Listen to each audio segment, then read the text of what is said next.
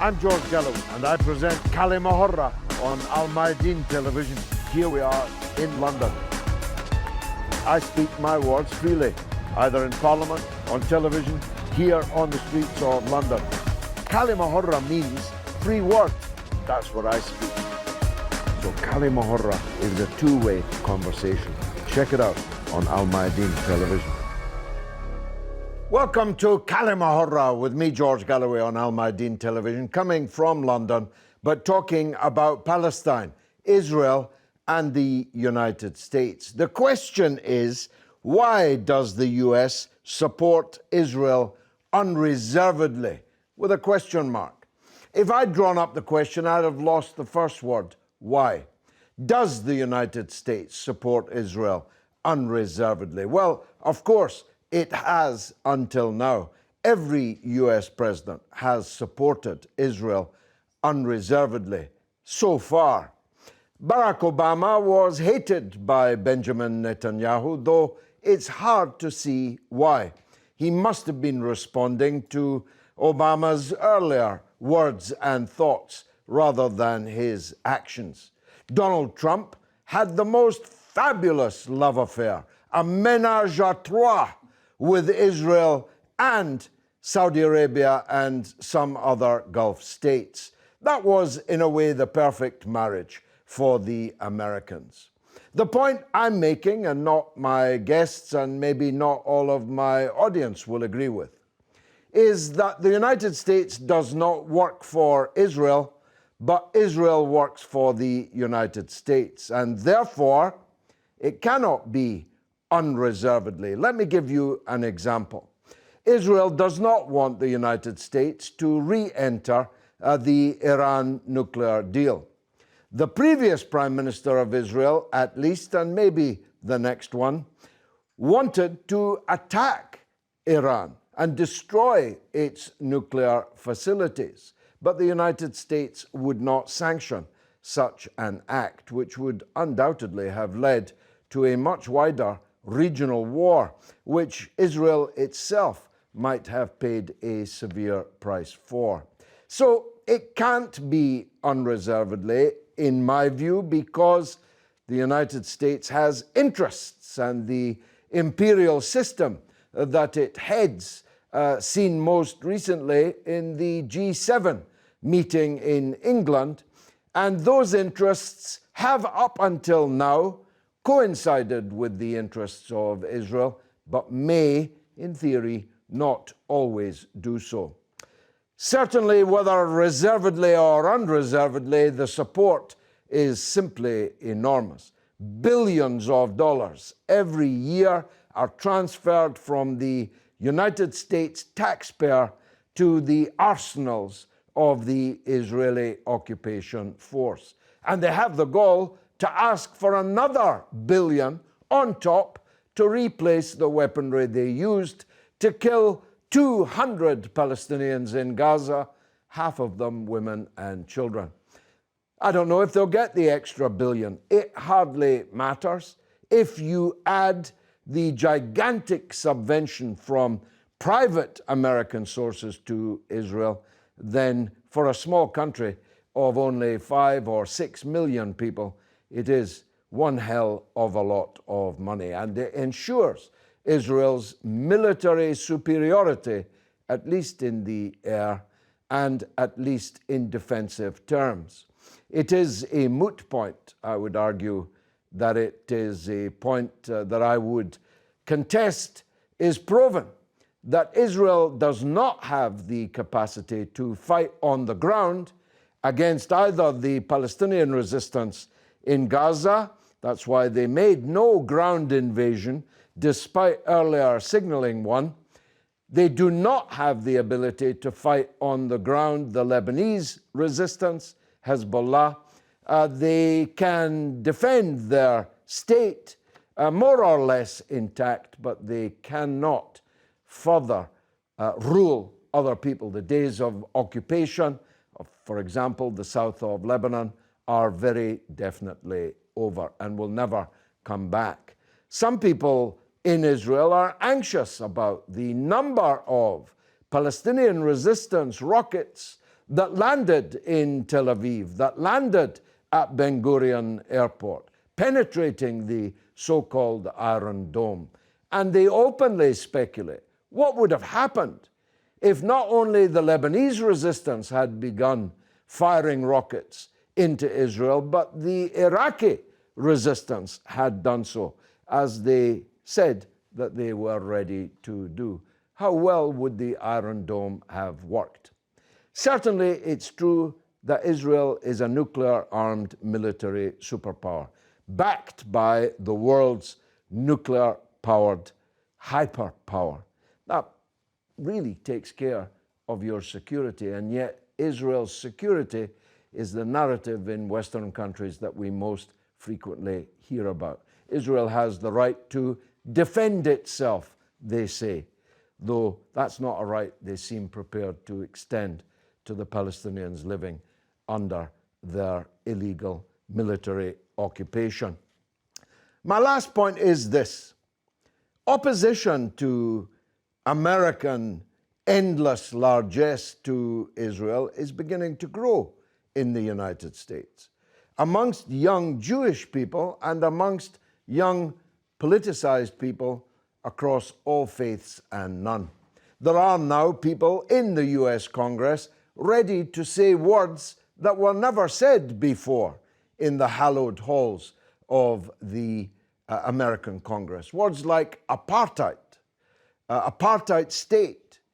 The calling of Israel what it is can now be heard relatively routinely on the floor of the House of Representatives, and even occasionally, very occasionally, in the Senate.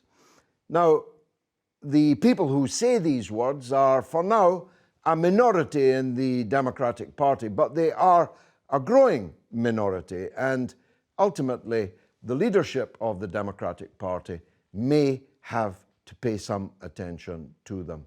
So my answer to my own question is that the US does not support Israel unreservedly, although its reserved matters are very, very loosely drawn and have not yet been reached. Let's hear from my distinguished audience of experts. I'm just the enthusiastic amateur here. Dr. Ghada Karmi is the expert of all experts. She is Palestinian, from Jerusalem. She lectures in Arab and Islamic studies at the University of Exeter. She's a commentator of the highest rank. And of course, being a Palestinian and a lady, she gets the first word. Dr. Ghada, welcome to the show. What's your answer to that question? Why does the US support Israel unreservedly? Let me just say, I think that the answer to this question is not simple. I honestly don't think it's a question of, well, let's put it another way. There are two schools of thought on this. On the one hand, something that accords with your view, that Israel fits in to US imperial world order, and that Israel serves the interests of the United States and does all kinds of things for it which would not be appropriate for the US to be seen to be doing.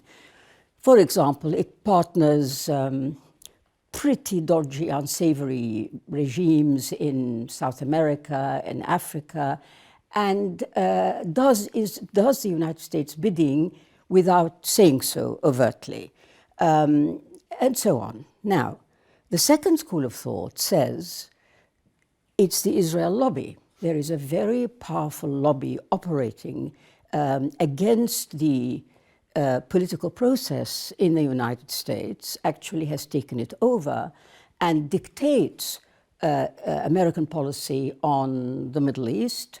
And there's a lot of evidence, a lot of support for that point of view. I tell you, I'm puzzled because I don't know that it's this thing or that thing entirely. And one of my problems with the thesis that says that Israel is a servant of US imperialism is very simple. It's it's very simply this. If you need a servant to do things for you, you can either pay the servant $1,000 a month, or you can pay the servant $1 million a month. Now, why would you pay that servant $1 million a month when you could get their services for much less than that? So my first problem with the imperial theory is that if that is the case, the United States is paying way over the odds to get these services from Israel.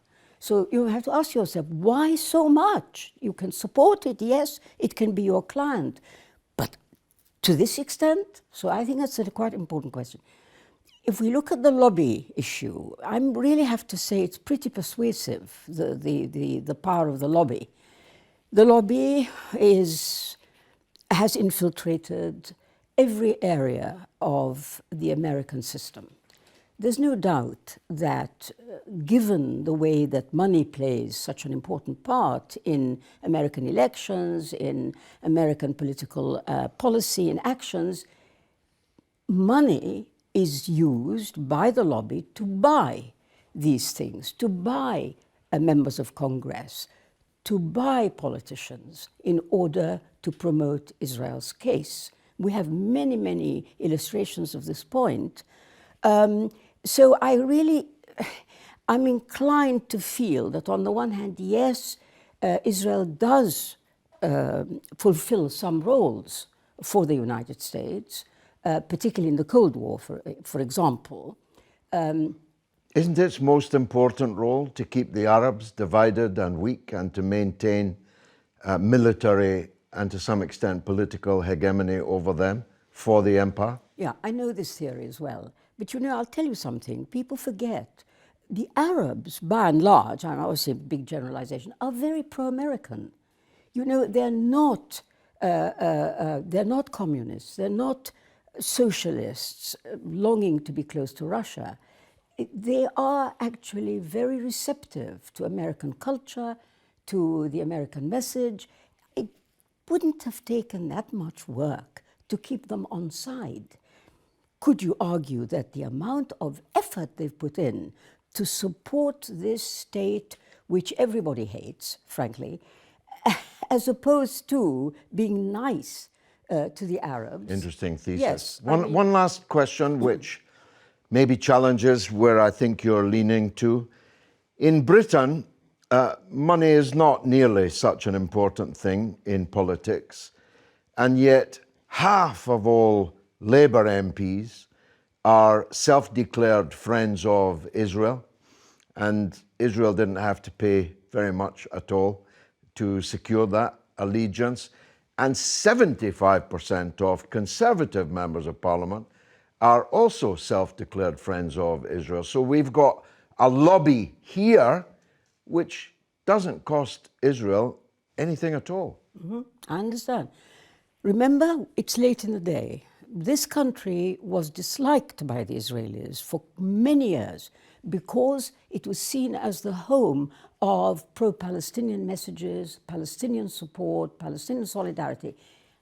Quite recently, in the last few years, coinciding with the ascent of Jeremy Corbyn, which I think is not a coincidence, the efforts of the lobby have redoubled in order to intimidate and frighten politicians. So it's a little bit, it's a more nuanced story. Well, when I entered Parliament nearly 35 years ago, the Foreign Office was widely regarded as Arabist. They had a love of the desert and an imagined Arab reality, and the Israelis used to regularly traduce them as Arabist.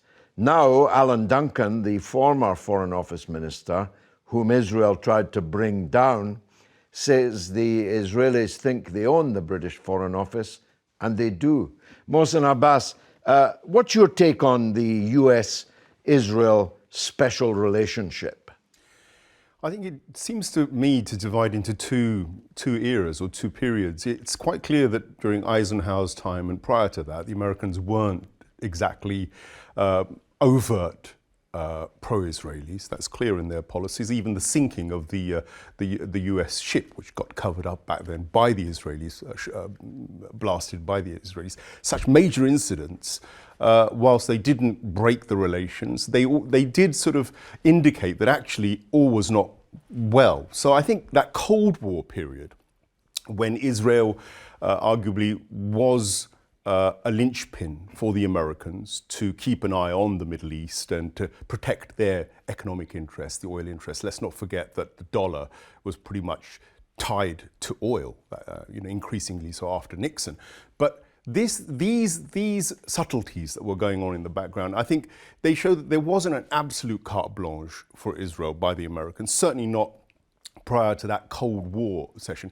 I think as time's gone on, the Israelis have strengthened their grip through the lobby groups, through IPAC, through various other, and very importantly also through a very clever technique I think that was employed, which they latched onto, which existed prior to the Zionist movement in America.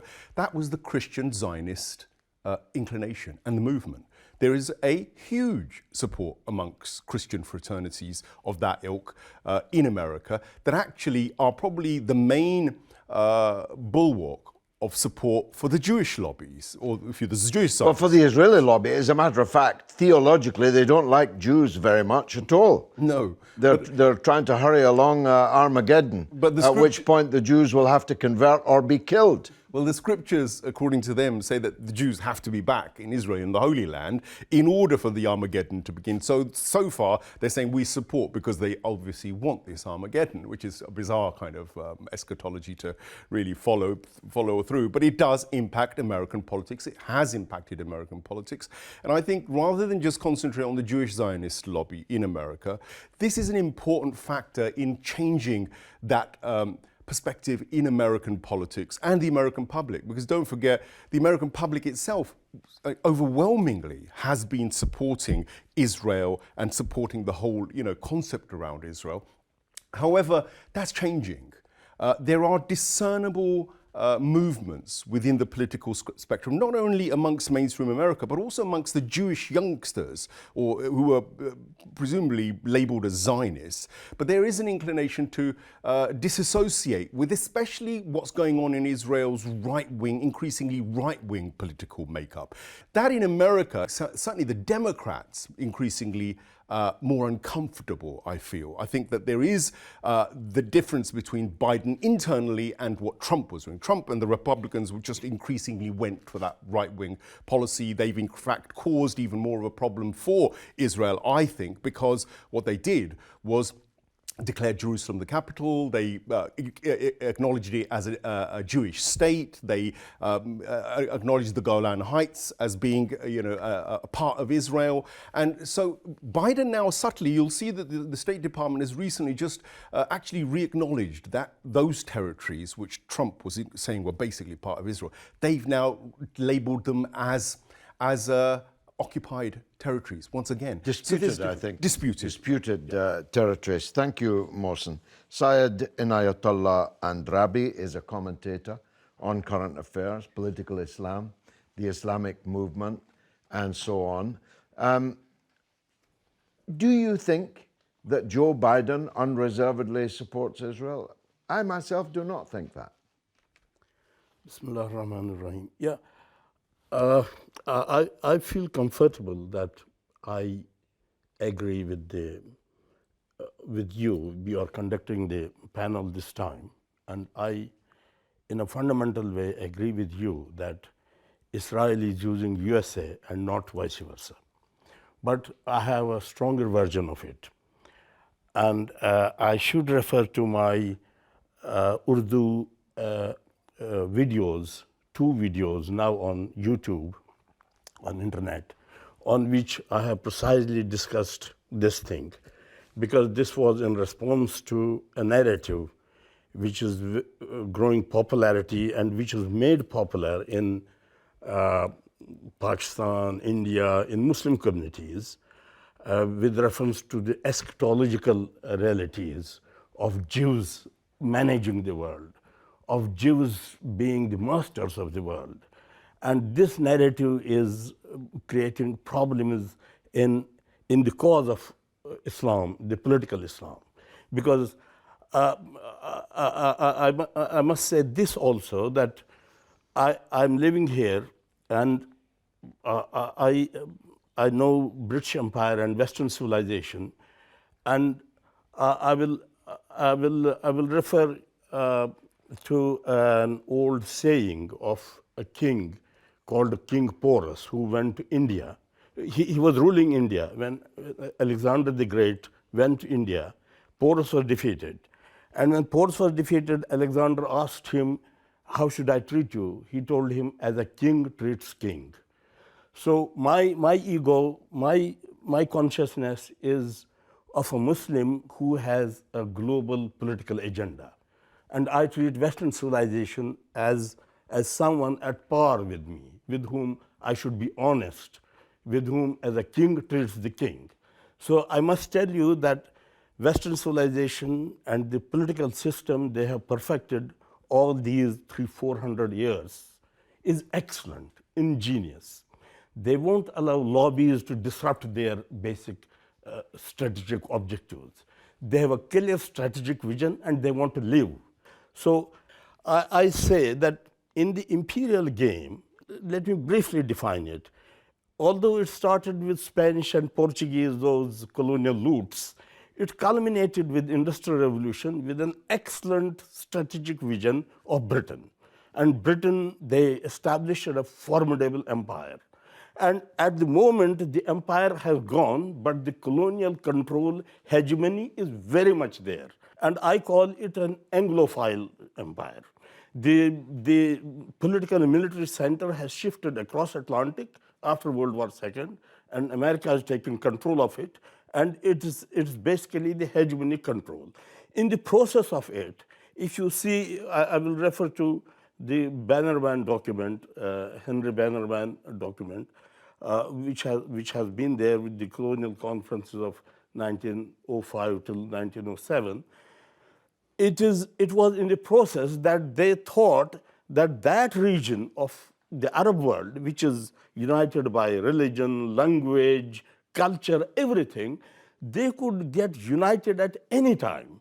And placing an alien entity there, a hostile entity, which is overtly, covertly opposite to Islam, Muslims, everything, but very loyal to Britain and these people, it would be in the fitness of things. And I will go a bit further. I won't say it fits in. Israel fits in the imperial game. I will say Israel was brought and fitted in. Yes. Yeah, it was fitted in. It's not an incident and it's chance. not. No, I don't think. It was fitted in. Yeah. And Israel was always considered as a forward post by these people. Exactly. And these words have been used. They were used by the British. That Yeah, it would by be a loyal British Ulster Forward post. in the Middle East. Much more of this after the break. Stay tuned.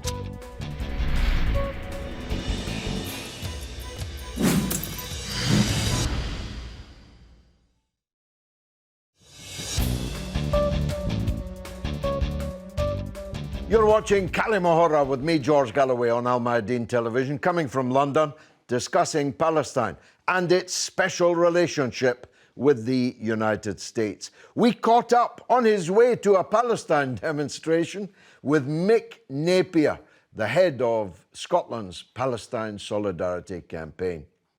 Mick, why do all US administrations prioritize support for Israel? Israel's a nasty little Sparta, a little militarized Prussia in the Middle East, which acts as a colonial settler state tied intimately to the USA and Europe. It acts as a policeman of last resort for the region. Any government which behaves in a way which the empire disapproves of, one of the major tools in the toolbox is that Israel can attack. There may be all sorts of costs in terms of local anger, hatred of the empire and so on, but the empire doesn't need to be loved, it just needs ultimately to be feared. And Israel has a record of intervening in Lebanon, in Syria, certainly attacking Egypt many times, in order to discipline regimes which are not fully on message with Washington or for that matter, Brussels. So it's a strategic alliance.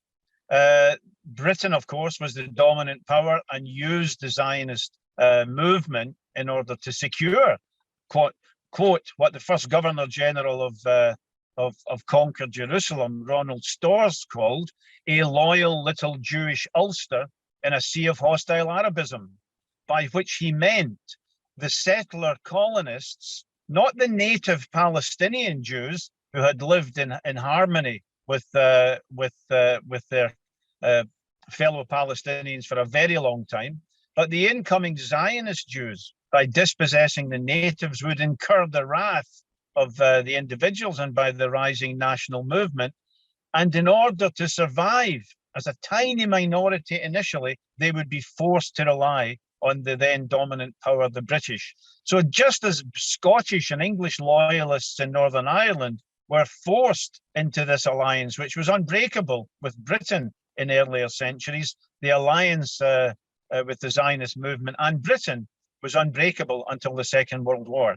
Each needed the other in order to, one, dominate the region, and secondly, simply to survive. Without imperial protection, the early Zionist movement would have been brushed aside by local people.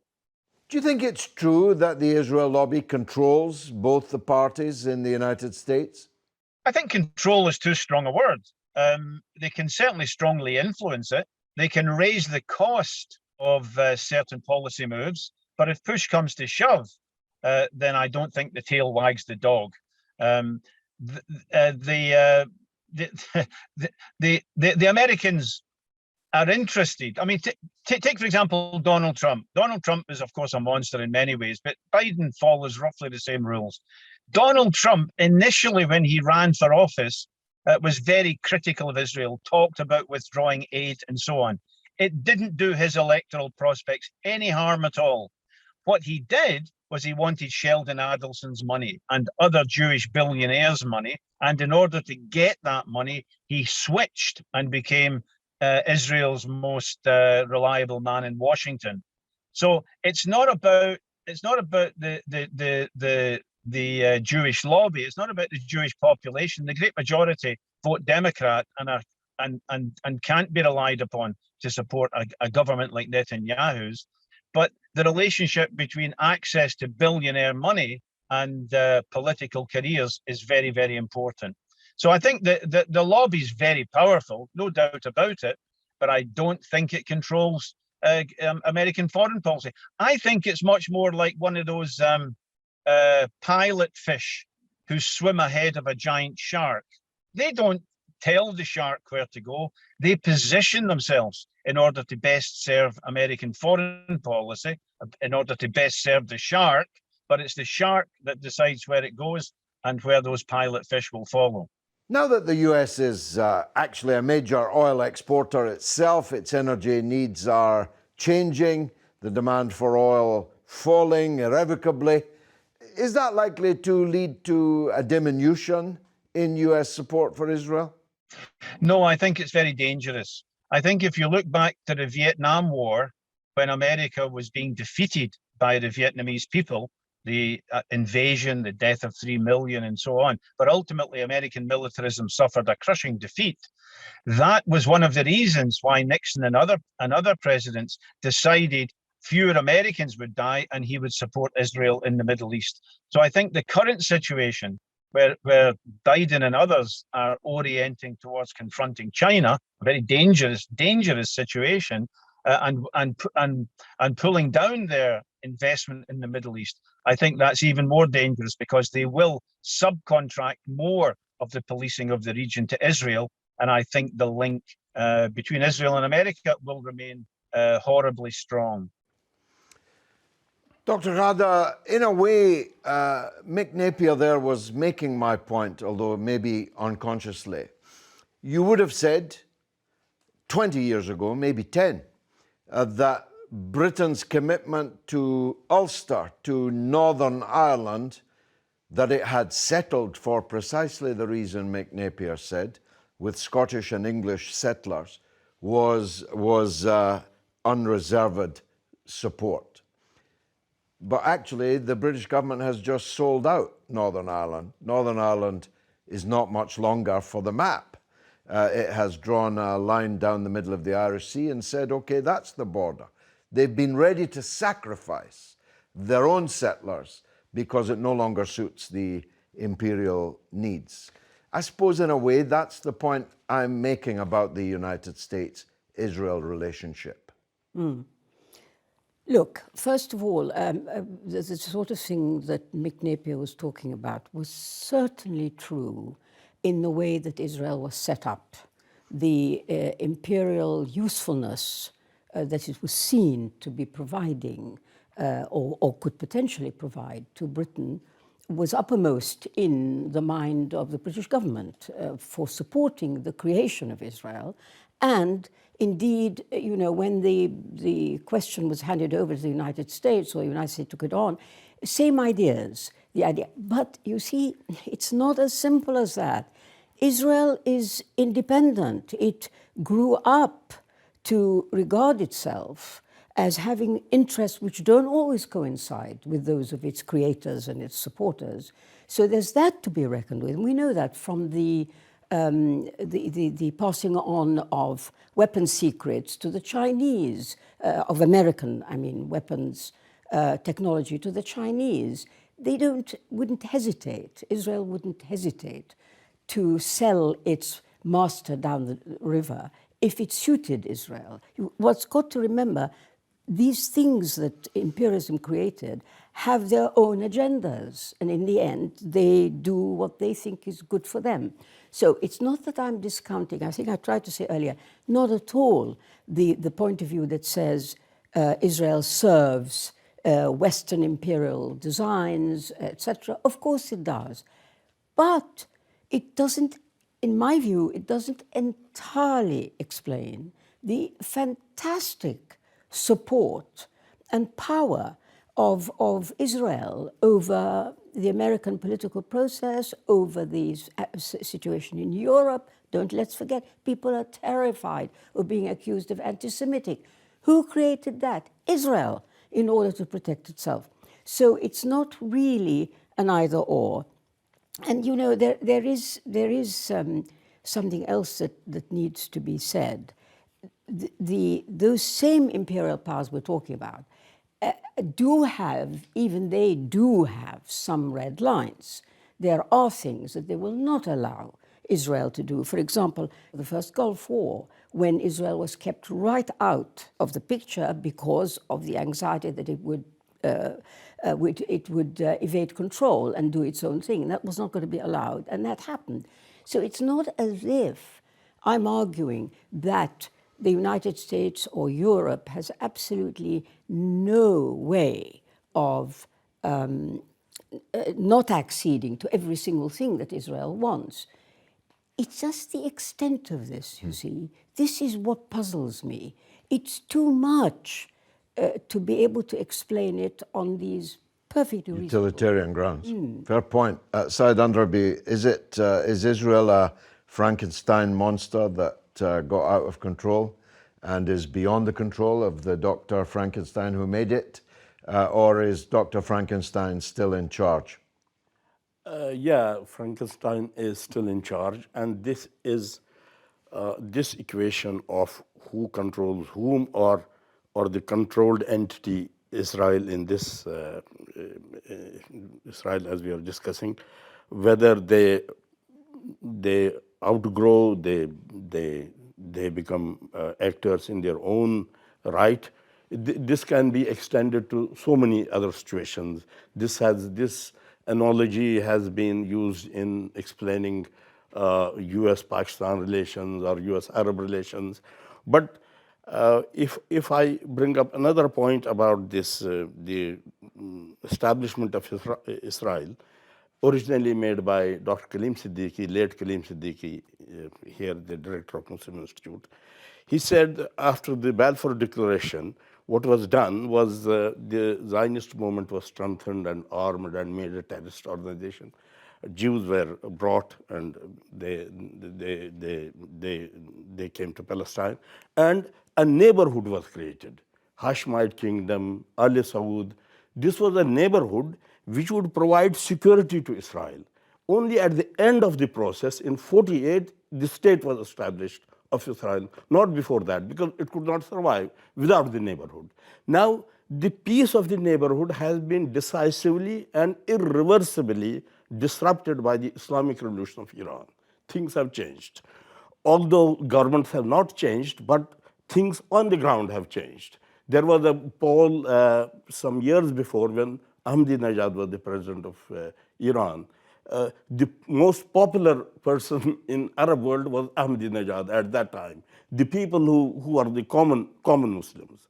So the things have changed, and this has made a problem for Israel that, as you might have noted, everybody has noted, that this time Israel could not get the support it was expecting. No, and public opinion support for Israel fell dramatically in all countries. Yes, and that was because that Israel's usefulness is day by day coming down. That's my point. Let's cross to the United States, to Washington. Professor Walter Hixson is a contributing editor at the Washington Report on Middle East Affairs, the author of several books on the subject. Professor, welcome. Professor, why do all American administrations prioritize supporting Israel? Well, Israel, there's a affinity within the United States for the Jewish state since its inception, which is partly rooted in history, partly rooted in the fact that at the time of Israel's creation, the United States had the largest Jewish population in the world, and obviously in the wake of the Nazi genocide, there was a great deal of sympathy and interest in the Zionist movement and state. But over the decades, the reason that Israel is as powerfully supported and unquestionably supported by the United States has a great deal to do with the actions of the most powerful lobby representing a foreign country in all of American history, and that is the Israel lobby. Why does the US public accept the huge sums of money that the taxpayer sends over to Israel in finance and also in military and other technical aid? Well, a lot of that is just ignorance of it, and the discourse is heavily policed by the lobby, especially in Washington. But the fact of the matter is that Israel, a small state, 7,000 miles or so from American shores, is by far and away the most heavily supported financially foreign country. The United States continues to just pump out $3.8 billion annually to support this militarized aggressor state in the Middle East. So a lot of Americans just aren't aware of that. Virtually no one, just a few people, the so-called squad progressives like Bernie Sanders, speak out against it. So it is so heavily policed by AIPAC, the main lobby organization in Washington, that general knowledge, especially about how much money is provided, doesn't really permeate as widely as it needs to. And that said, however, more and more, and polls tend to show this, Americans are moving toward conditioning aid to Israel on supporting the so-called peace process, which has been a farce. And Israel and the lobby have been primarily responsible for ensuring that there has been no two-state solution. And now it's virtually impossible that there could be a two-state solution. Are claims that the Israel lobby controls both major parties fair or unfair?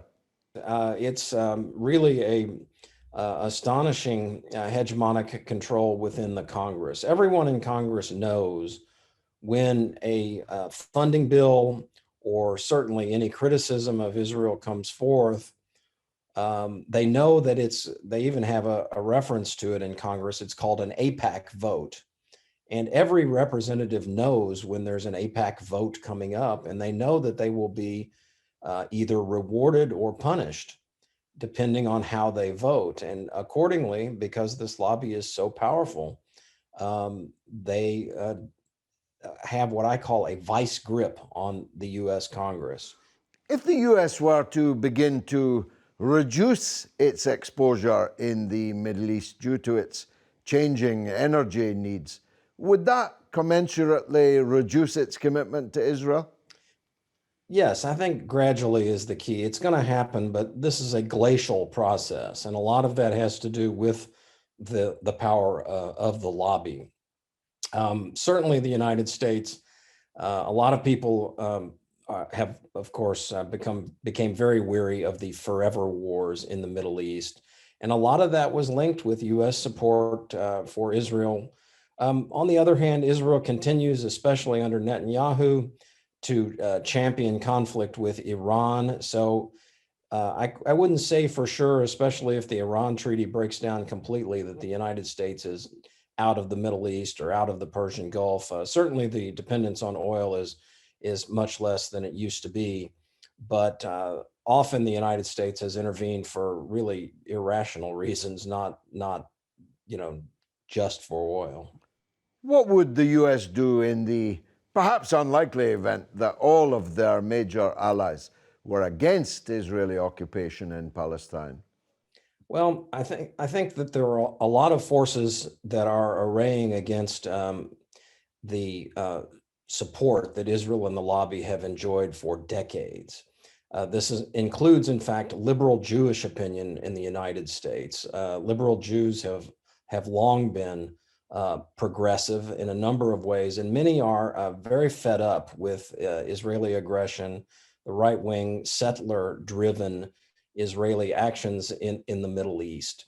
But as for allies, if you look at the history of votes in the UN, the United States has often, with a couple of its colonies in Pacific atolls, been one of 2 or 3 or 4 votes against censure of Israel versus more than 100 affirmative votes to censure it in the General Assembly, for example.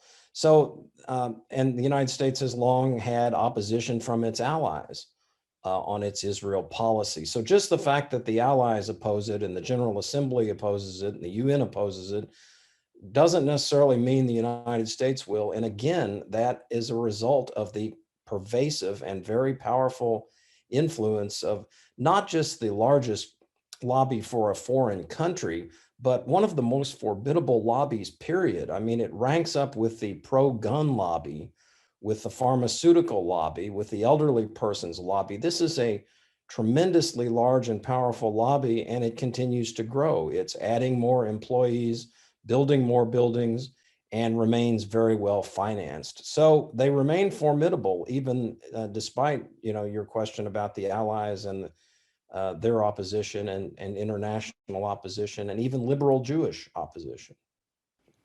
Mohsin Abbas, the senator that Mick Napier quoted saying it was pretty good value for money, $3 billion, 3.5 billion now. Otherwise, if Israel didn't exist, they'd have to invent it. They'd have to send permanently aircraft carriers and so on. That senator is now President Joe Biden. And I saw the speech that he gave in which he said that. It is pretty good value for money, isn't it? $3 billion a year, and you get a military superpower, an alien presence, as you say, right in the middle of the Arab world. Keep the Arab world divided, stop it ever uniting. Bob's your uncle. I think from a geostrategic point of view, from an economic point of view, from a political point of view, you really can't fault it. It was genius in a way. They've done it, obviously, having these kind of depots. Literally, Israel, it was an aircraft carrier in the Middle East for America. That's literally what it's been. It has carried out undercover operations, the Mossad, it's done the balkanization routine. It did upset relationships within the Arab nationalist movements and beyond. It, however, has weakened. I think the issue now is that over time, things catch up. Islamic Republic of Iran's scientific and technological advancement, its relationship with China militarily as well as financially, with the Belt Road Initiative, Russia's re-emergence as a power, and this Eurasian rise is a reality. And it's a reality which is fundamentally going to hit at America. You could argue that that would give those Americans weakening their support for Israel a reason to say, no, we need Israel even more than before. In fact, we should invest even more again, because it's our bulwark to preventing the complete dominance of Russia and China, perhaps Iran as well, in the Middle East. So it's, however, not as easily done as said. The fact is that the Americans have suffered military defeats on the ground, with whether it's Hezbollah, the Syrian army itself, or in Iraq with the PMUs. The ISIS alliances, along with the Turkey backup and all the other NATO forces, haven't succeeded in securing a victory in that region for a very long time. They have a $220 billion trade with the MENA region, the Americans. Most of it is actually in the benefit of the Middle East itself. You know, the Israelis have something like 22 billion of exports going to America. Israel is not reliant totally on American aid anymore. It has its own finance. Israel, through its kind of industrial espionage or the actual favors of the Americans, has taken so much technological, arsenal that it has its own massive internal industry and startups, they call them, I think, the big tech startups. Israel is one of the leading forces in the world on this. It's supposed to be the fourth most powerful nation on the planet. So it's not a pushover, but it's up against now a determined resistance at the grassroots level, but also by a very canny political government in that region, Islamic Republic of Iran. And I think that we may well have started to see the beginning of the end, because the confidence of that resistance movement is getting stronger by the day. And their victories are giving them that confidence. And you've seen in the latest round of sort of missile exchanges, if you like, in just simply the Palestinian resistance, which is the weakest of all the resistance axis forces, the Israelis were unable to defend their people as they had previously. Yeah. Dr. Ghada, last word to you. Obviously, does that reassure you in any way? Does it make you feel more optimistic that one day we or our children perhaps will be able to go back to a free Palestine? Actually, it does. It does. And the events of May, those 11 days in May, exhilarated a lot of us, made us feel that there was a living resistance and it was gaining strength. And the fact that you had uprisings in every area that Israel rules in Israel-Palestine is very significant. Including inside the so-called Green Line. Precisely. 48, Jerusalem, Gaza, West Bank, not a single part was left quiescent, as had happened in the past. So that was extremely exhilarating. But then, you see, back to our discussion, I really, there's a question to be asked. Is it, in fact, from the imperial point of view, is it more useful to have a local agent who runs around biffing people and stopping any nascent revolution? Is that actually better than not having that disruptive agent and having a region which is grateful to you by giving it aid, by helping it to develop? It is more at peace. You don't have to pay all this money to your local agent to be disruptive and to create reasons for wars. Wars are That would costly. be a big call for any president to make, though, wouldn't it? Not least because the local agent has invested a lot of money in your political system. Of course, and in many ways it's too late, because it was a big mistake to support the creation of something like Israel and believe that it can serve you. And you can see the result. It's a disruptive, aggressive force that causes more problems than it solves. It wasn't a mistake for the empire, surely. If not for the existence of Israel, President Nasser might have united the Arabs from the Atlantic to the Gulf, and then they would have been a superpower. Well, if you had been wise, you as the West, and helped these developments, you could then have ended up in a situation of alliance and friendship, which can serve you very well, rather than what you've got now, which is the worst of all worlds. You know, in the end, Israel was created for reasons which were Western problems. They're Western problems. What they did was export their problems to our region. That's unforgivable. In my view, the only way is to take back this creature that your problems created, take it back, and then try and sort it out where you are, not where a Middle East is or where Palestine is. I have every confidence this will come to pass, because this kind of crummy arrangement, shoddy arrangement by suppression and repression and bombing, it doesn't go on working in the end. And I really feel for the first time from the May events that we are seeing something new happening. This one will run and run. If God gives me breath, I'll be back to talk to you about it next year and the year after that. I've been George Galloway. This has been Kalima Horra, and you have been a marvelous audience. Thanks for watching.